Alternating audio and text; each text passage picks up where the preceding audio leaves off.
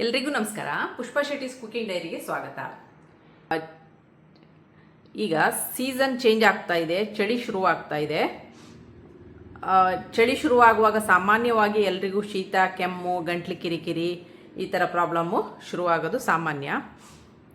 ಅದಕ್ಕೆ ನಾನಿವತ್ತೊಂದು ಮನೆಯಲ್ಲೇ ತಯಾರಿಸ್ಬೋದಾದಂಥ ಹಾಲು ಮೆಣಸಿನ ಸಾರನ್ನು ಮಾಡ್ತಾ ಇದ್ದೀನಿ. ಇದನ್ನು ಮಕ್ಕಳು, ದೊಡ್ಡವರು ಎಲ್ಲರೂ ಸಹ ತಗೋಬೋದು. ಇದು ಅನ್ನ ಜೊತೆ ಹಾಕಿ ಕಲಿಸ್ಕೊಂಡು ತಿನ್ಬೋದು, ರುಚಿಯಾಗಿರುತ್ತೆ. ಹಾಗೂ ಇಲ್ಲಾಂದರೆ ಕಪ್ಪಲ್ಲಿ ಹಾಕಿ ಕುಡಿಯಲು ಸಹ ಯೋಗ್ಯವಾಗಿದೆ. ಈ ಹಾಲು ಮೆಣಸಿನ ಸಾರನ್ನು ಹೇಗೆ ಮಾಡೋದು ಅಂತ ನೋಡೋಣ. ಇದರಲ್ಲಿ ನಾನು ಕೆಲವೊಂದು ಸಾಮಗ್ರಿಗಳನ್ನು ತೊಗೊಂಡಿದ್ದೀನಿ. ಏನೇನು ತೊಗೊಂಡಿದ್ದೀನಿ ಅಂತ ನೋಡೋಣ. ಇದಕ್ಕೆ ನಾನಿಲ್ಲಿ ಒಂದು 8-10 ಬೆಳ್ಳುಳ್ಳಿ ಬೇಳೆನ ತೊಗೊಂಡಿದ್ದೀನಿ. 1 ಟೀ ಸ್ಪೂನ್ ಕಾಳುಮೆಣಸು, 1 ಟೀ ಸ್ಪೂನ್ ಜೀರಿಗೆ, ಅರ್ಧ ಟೀ ಸ್ಪೂನ್ ಹಳದಿ ಇದು ಹೋಮ್ ಮೇಡ್ ಹಳದಿ ಆಗಿರುತ್ತೆ. ಆದಷ್ಟು ಹೋಮ್ ಮೇಡ್ ಹಳದಿನೇ ಉಪಯೋಗಿಸಿ. ಹಾಗೂ ರುಚಿಗೆ ತಕ್ಕಷ್ಟು ಉಪ್ಪು, 1 ಟೇಬಲ್ ಸ್ಪೂನ್ ಆಗುವಷ್ಟು ಹಸುವಿನ ತುಪ್ಪವನ್ನು ತೊಗೊಂಡಿದ್ದೀನಿ. ಹಾಗೂ 1 ಕಪ್ನಷ್ಟು ಹಾಲನ್ನು ತೊಗೊಂಡಿದ್ದೀನಿ. ಈಗ ಇದನ್ನು ಹೇಗೆ ಮಾಡೋದು ಅಂತ ನೋಡೋಣ. ಈಗ ನಾನು ಮಿಕ್ಸಿಗೆ ಸ್ವಲ್ಪ ಉಪ್ಪು, ಹಳದಿ, ಜೀರಿಗೆ ಹಾಗೂ ಕಾಳುಮೆಣಸನ್ನು ಹಾಕಿ ಸ್ವಲ್ಪ ಪೌಡ್ರ್ ಮಾಡ್ಕೊಂಡು ಬರ್ತಾ ಇದ್ದೀನಿ.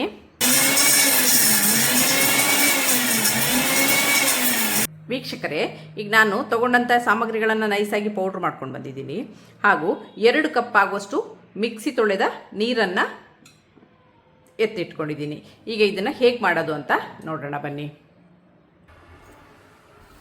ಈಗ ನಾನಿಲ್ಲಿ ತಗೊಂಡಂಥ ಹಾಲನ್ನು ಒಂದು ಪಾತ್ರೆಗೆ ಹಾಕಿ ಕಾಯಕ್ಕಿಡ್ತಾ ಇದ್ದೀನಿ. ಇದು ಅದರಷ್ಟಕ್ಕೆ ಕಾಯಲಿ. ಈಗ ನಾನು ಆಲ್ರೆಡಿ ಬಾಣಲಿನ ಬಿಸಿಗಿಟ್ಕೊಂಡಿದ್ದೀನಿ. ಅದಕ್ಕೆ ತಗೊಂಡಂಥ ತುಪ್ಪವನ್ನು, ಹಸುವಿನ ತುಪ್ಪವನ್ನು ಹಾಕ್ತಾ ಇದ್ದೀನಿ.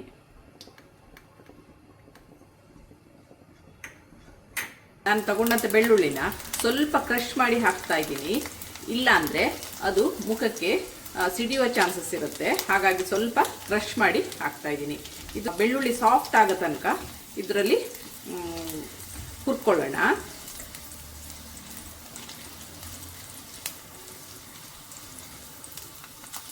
ಬೆಳ್ಳುಳ್ಳಿ ಚಂದ ಸಾಫ್ಟ್ ಆಗಲಿ ಇದರಲ್ಲಿ. ಇದು ಚಿಕ್ಕ ಮಕ್ಕಳಿಂದ ಹಿಡಿದು ದೊಡ್ಡವರವರಿಗೆ ಯಾರು ಬೇಕಾದರೂ ಮಾಡಿಕೊಂಡು ಕುಡಿಬೋದಾದಂಥ ಒಂದು ಸಾರು.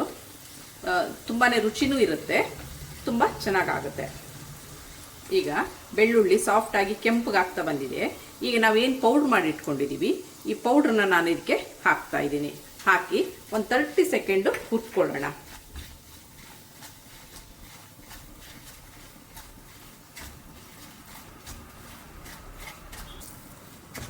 ಕಾಳುಮೆಣಸಿನ ಜೀರಿಗೆಯ ಘಮ ಬರ್ತಾ ಇದೆ. ಈಗ ಹುರ್ಕೊಂಡಿದ್ದು ಸಾಕು. ಈಗ ಮಿಕ್ಸಿ ತೊಳೆದ ನೀರನ್ನು ಇದಕ್ಕೆ ಸೇರಿಸ್ತಾ ಇದ್ದೀನಿ.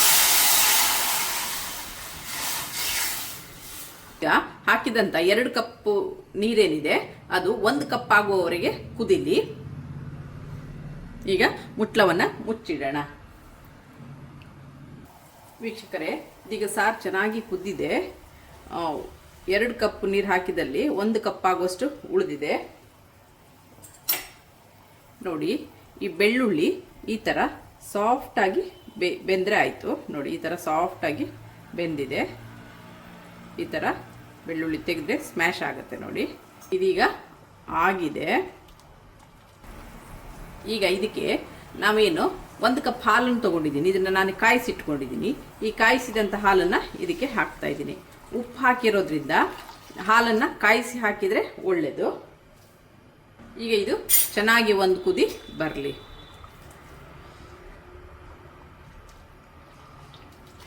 ಇದು ಹಾಗೇನೂ ಕುಡಿಬೋದು.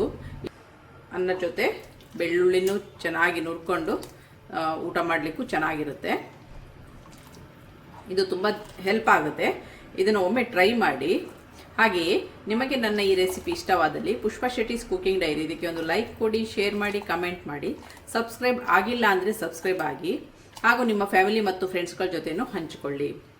ಪಕ್ಕದಲ್ಲಿರೋ ಬೆಲ್ ಐಕಾನ್ನ ಪ್ರೆಸ್ ಮಾಡೋಕ್ಕೆ ಮರಿಬೇಡಿ. ಈಗ ಚೆನ್ನಾಗಿ ಕುದಿಲಿ. ಹಾಲು ಕಾಯಿಸಿ ಹಾಕಿರೋದ್ರಿಂದ ಇದು ಬೇಗನೆ ಕುದಿಯುತ್ತೆ. ವೀಕ್ಷಕರೇ, ಇದೀಗ ಆಗಿದೆ. ಗ್ಯಾಸನ್ನು ಆಫ್ ಮಾಡೋಣ, ಒಂದು ಪಾತ್ರೆಗೆ ಟ್ರಾನ್ಸ್ಫರ್ ಮಾಡೋಣ. ವೀಕ್ಷಕರೇ, ರುಚಿ ಶುಚಿಯಾದ ಹಾಲು ಮೆಣಸಿನ ಸಾರು ಸವಿಯಲು ಸಿದ್ಧವಾಗಿದೆ.